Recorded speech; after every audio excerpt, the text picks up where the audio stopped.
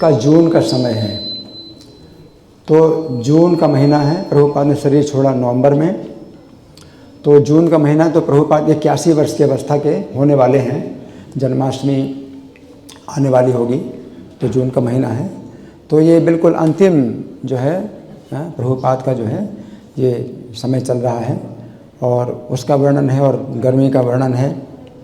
और फिर यहाँ बताया गया कि प्रभुपाद जब जाते थे तो वहाँ तमाल के वृक्ष के नीचे बैठते थे, और शरीर तो बिल्कुल दुर्बल हो चुका था, लेकिन वो बहुत सचेत रहते थे और देख लेते थे कि कौन भक्त आया कौन भक्त नहीं आया।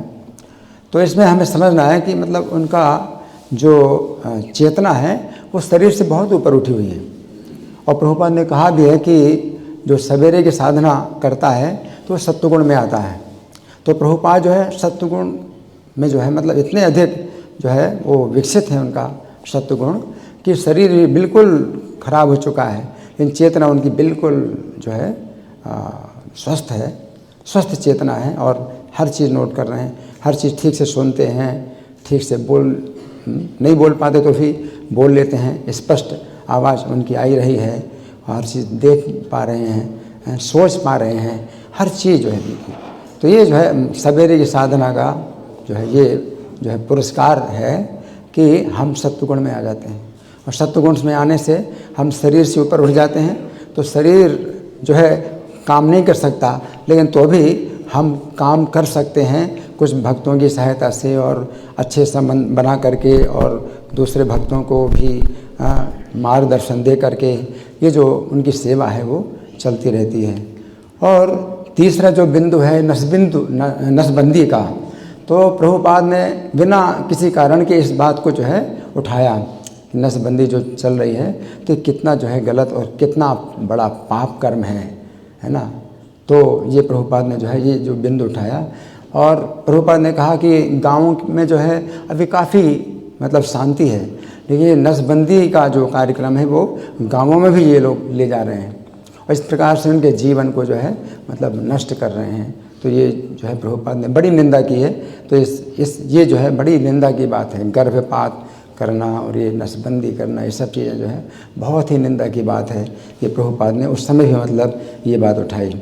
और चौथा बिंदु ये है कि प्रभुपाद बता रहे हैं कि जब वे लॉस एंजलिस में रुक्मिणी द्वारकाधीश के सामने थे तो बात कर रहे थे, तो भगवान से डायरेक्ट उनकी बात होती थी।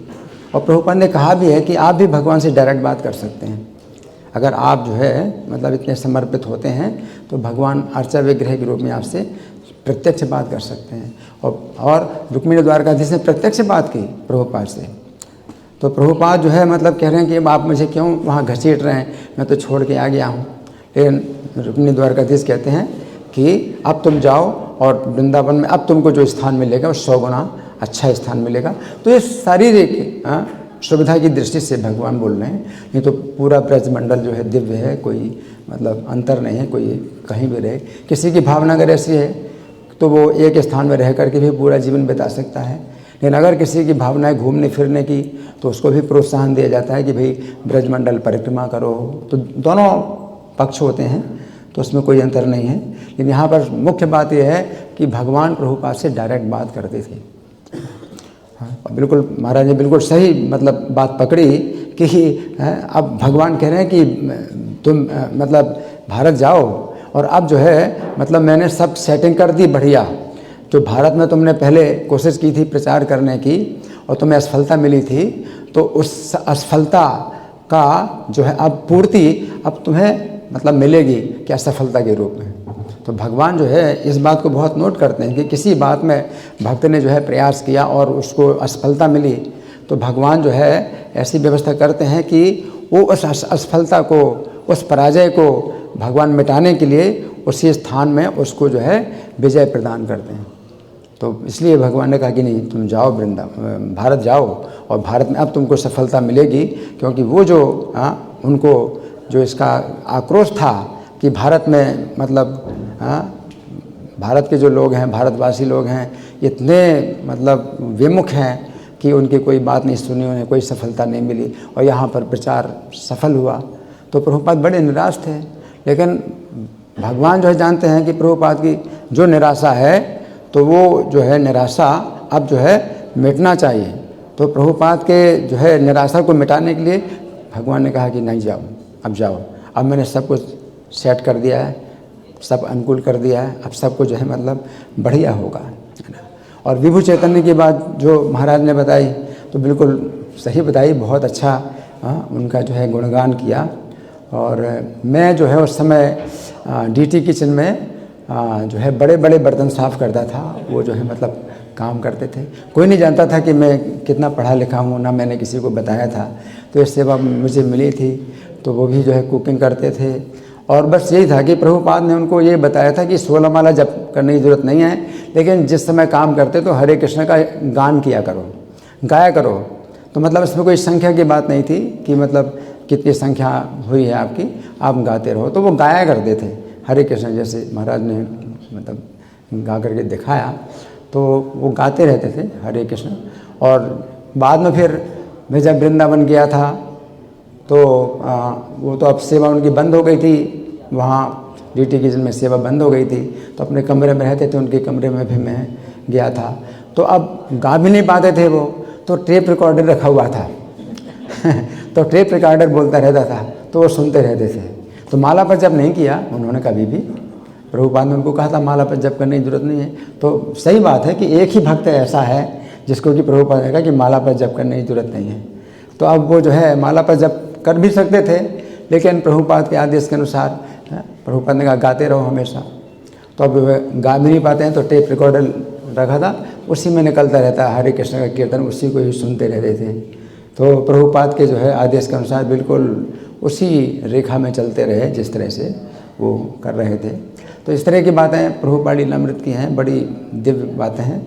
और अभी तो मतलब ज़्यादा समय नहीं प्रभुपाद के प्रयाण के लिए, लेकिन इसमें जो है अब सतस्वरूप महाराज ने छोटी छोटी बातों का काफ़ी विस्तृत वर्णन किया है ना। तो क्योंकि प्रभुपाद की जो है अब अंतिम लीलाएं है ना, तो शुरू की लीलाएं बहुत सी हैं, तो छूट गए उनके कई मतलब बातें छूट गई, उनके जीवन के बहुत से विवरण हैं वो छूट गए बचपन के। लेकिन अब ये जो अंतिम लीलाएं ये भक्तों के बीच में हुई, प्रभुपाद भक्तों के बीच में थे, तो भक्त लोग जो है मतलब एक एक बात, छोटी छोटी बातें भी प्रभुपाद की जो है नोट करते थे।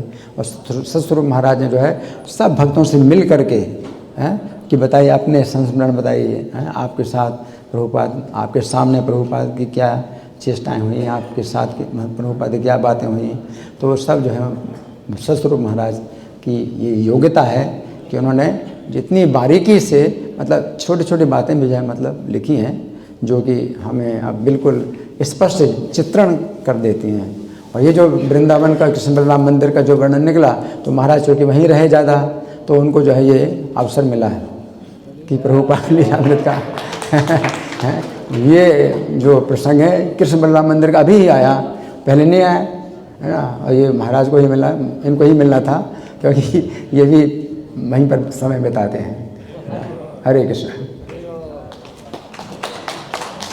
श्रील प्रभुपाद लीलामृत की जय, श्रील प्रभुपाद की जय हो। राधा पार्षार्थी ललिता विशाखा गौरनिताई सीताराम लक्ष्मण हनुमान की जय हो। हरे कृष्ण।